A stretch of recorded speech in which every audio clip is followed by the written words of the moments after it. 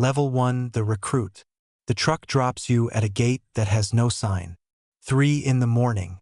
Stars above the Balkans, frost on the gravel, and a man holding a clipboard who looks at you the way a butcher eyes livestock. You flew commercial.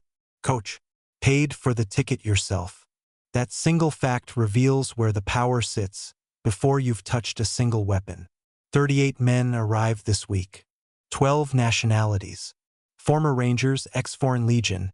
A few who list their last employer as private and say nothing further. Nobody pries. That restraint, too, is a test. They call it screening, not training. The gap matters. Training is something you survive. Screening determines whether you're worth the cost of training at all. 72 hours strip away every soft layer, the sleep schedule, the hesitation, the civilian reflex to pause before committing. You run 8 miles on gravel in boots that haven't broken in. Your heels split open inside the socks. You press forward. You field strip a rifle blindfolded until the motion stops requiring thought and starts requiring muscle. At some point, maybe day 3, maybe 4, the timeline blurs, you notice you haven't thought about home once. Haven't checked for your phone. Stopped narrating your own experience internally. You are only doing. Responding. Moving. That's the opening trade. The version of you that second guesses is a liability. The compound is building the mode that acts instead. 21 men will clear this week. You intend to be one of them. Level 2, the soldier. First contract. $950 a day. The country it takes you to pays an average annual wage of $680. That arithmetic lives in every interaction, checkpoint guards, market vendors, the eyes tracking your vehicle from doorways. They know exactly what you cost. Exactly what asset you're paid to shield. Personal security detail, Eastern Sahel. 6-man rotation. Armored Toyotas. A Canadian mining executive who needs to reach a surveying site through 190 kilometers of ungoverned road. The first ambush arrives nothing like the footage you studied. Your body moves before your head processes anything. Cover, radio, return fire, reposition. For minutes of contact. 2 vehicles, old Kalashnikovs, no coordination. They pull back. Your team is intact. That night, your hands tremble for 35 minutes. Not from fear, from adrenaline finishing its cycle.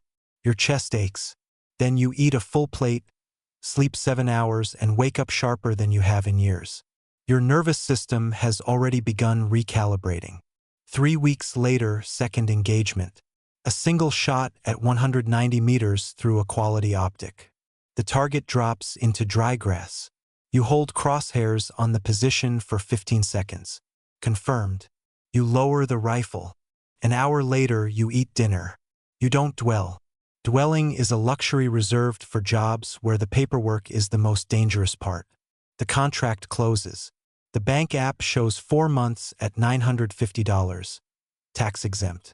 You wire funds home, open the deployment portal mid-flight, and browse available postings before the wheels touch ground.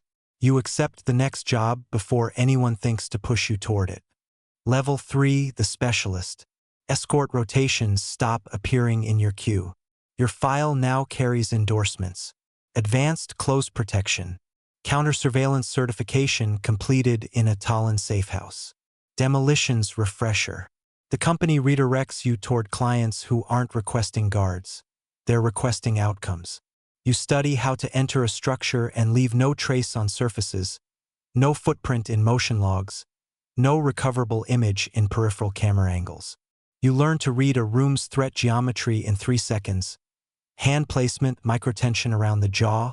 Who else in the room tracks exits the way you do? The technical progress is measurable. The personal erosion is quieter. You flew back for a cousin's wedding. For days.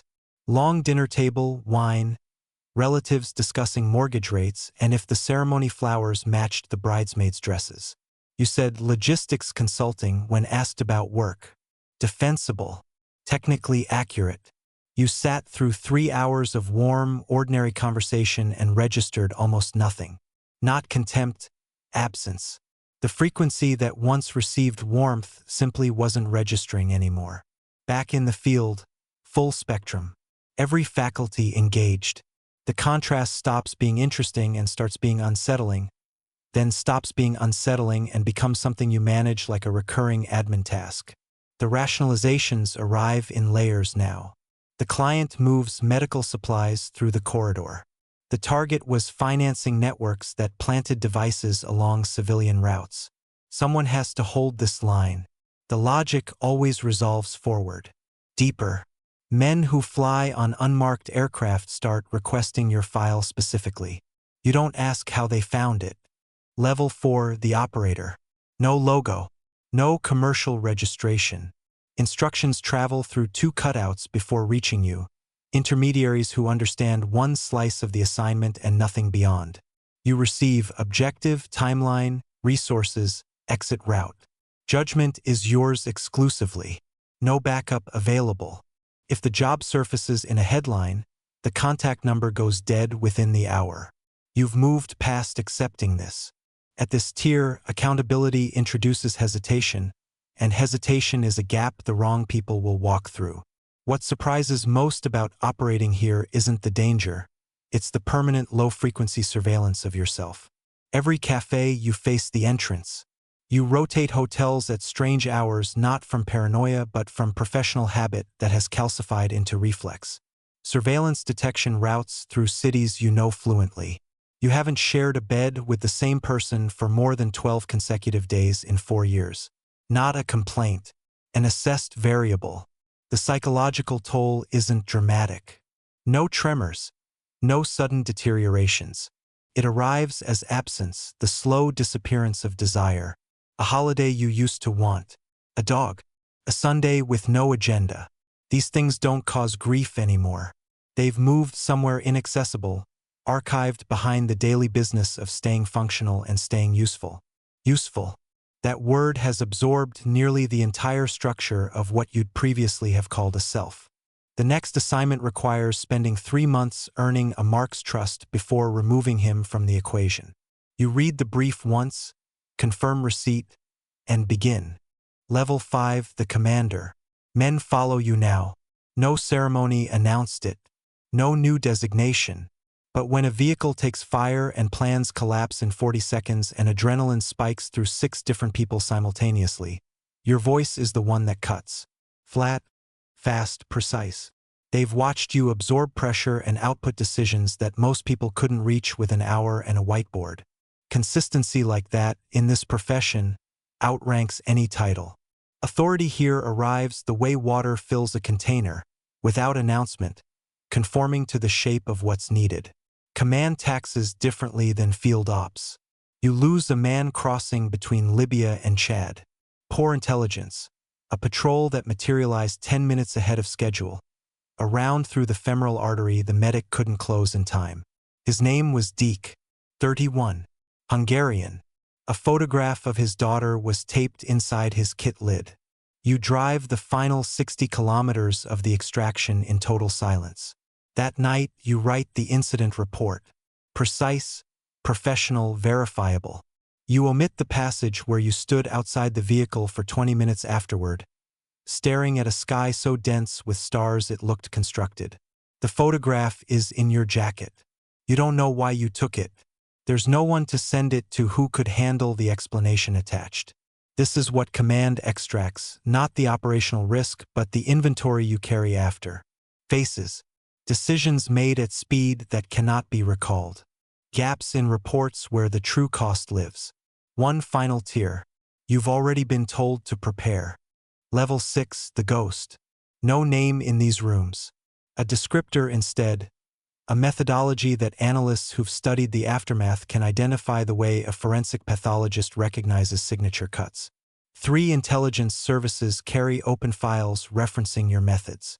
No identity attached. One of your principals mentioned this in passing, the way someone mentions a favorable review.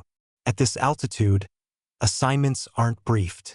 They're discussed, brief exchanges in swept rooms between principals who've been making unreported decisions for longer than some countries have existed. The trust circulating here wasn't constructed over dinners.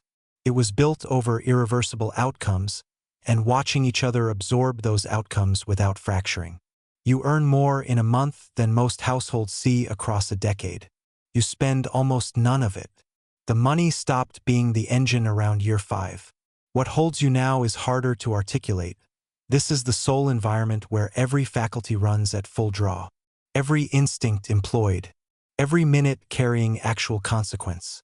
Ordinary existence, by comparison, registers the way a photograph registers compared to the place where it was taken.